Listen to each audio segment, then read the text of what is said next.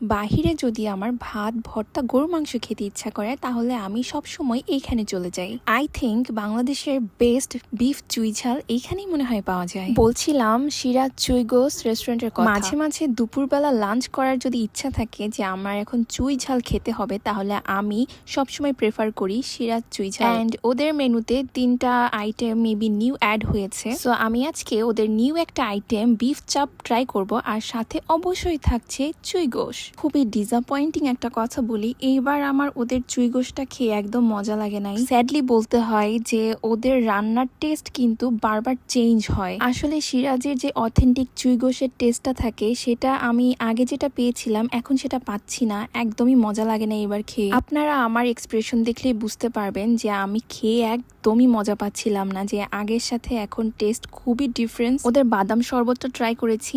Normally আমার বাদাম শরবত একদমই পছন্দ না, বাট এখানকারটা তো আরো বাজে লেগেছে। বেশি সুনাম করতে করতেই মনে হয় আজকে এটার এই অবস্থা। খাবারের টেস্ট একদম নষ্ট হয়ে গিয়েছে ওদের। আমার সব খাবারের থেকে ওই দিন জাস্ট একটু ওদের লাচ্ছিটাই ভালো লেগেছিল, আর কিচ্ছু ভাল লাগে নাই। চাপটাও একদম ভাল লাগে না। ওদের রেস্টুরেন্ট কিন্তু বিফ চুইগোশের জন্যই বেশি বিখ্যাত। যদি ওরা ওদের এই চুইগোশের টেস্টটাকেই ঠিক রাখতে না পারে তাহলে এখানে গিয়ে তো লাভ নাই। আমি যাই এই চুইগোশটা খাওয়ার জন্য। বিফের যে পিসগুলা ছিল এগুলো এত শক্ত হয়ে গিয়েছিল যে খাওয়াই যাচ্ছিল না। একটা খাবারও ভালো ছিল না সেদিনের, আল্লাহ জানে কেন এরকম হয়েছে।